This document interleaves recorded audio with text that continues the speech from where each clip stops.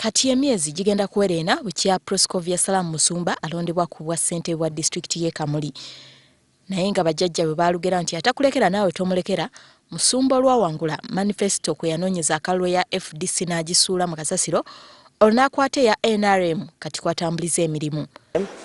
Kuba ye manifesto yalondebwa abantu abangi mu kulonda okwaggwa. Era nga y'endagaano eriwo wakati wa bannayuganda ne ekibiina ekiri mu buyinza.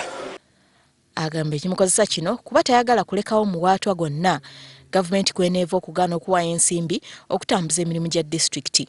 Kaakati saagala NRM yeekwasa ensonga yonna obutaweereza bantu b'e Kamuli nga bagamba nti nabalwanyisa. Njagala bambuulire peegi ki gye tuliko. Okukozesa manifesto ya NRM talowooza nti kirina engeri yonna gye kikosaamu ekibiina kye kuba kimwongera ttutumu mu bantu baaweereza. Olukiiko lwafuga n'olusingako ba NRM ate era nga zaalabibwa ku lusegere lwa Pulezidenti Museveni ekyaviirako bannabyabufuzi abamu okutandika okubipasula mb'osanga ayagala kusala ddiiro. Tekinfuula wa NRM, kinfuula omunnayuganda amanyi enkola ya democracy. Enjawukana nnyingi mu byobufuzi bya disitulikiti eno ezzeekulemberwa NRM okuviira ddala mu 86 nga zizaavaako abantu okwekyawa okulonda Saalamu Musumba mu mwezi ogwa Museenene omwaka oguwedde.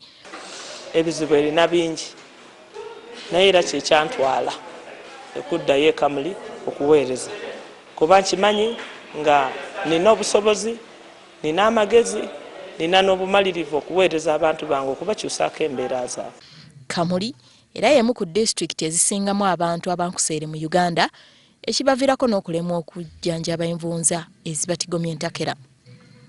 Stella Naabakooza, WBS TV.